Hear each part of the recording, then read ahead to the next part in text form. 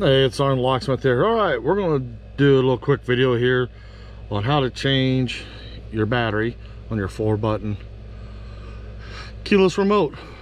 So with this here, you will have a key ring on here, and to do the task you'll want to take the key ring off.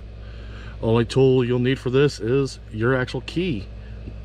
It doesn't have to be this exact key and all, but once you take your key ring off, go ahead and take your key. You notice you have a flat spot here. Put that in there and just rotate, and the two halves come apart. Your battery right here is a CR2032.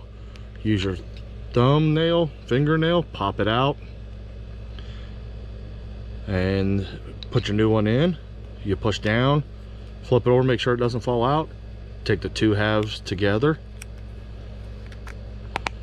and once you snap them together, you're done. You've just changed your battery.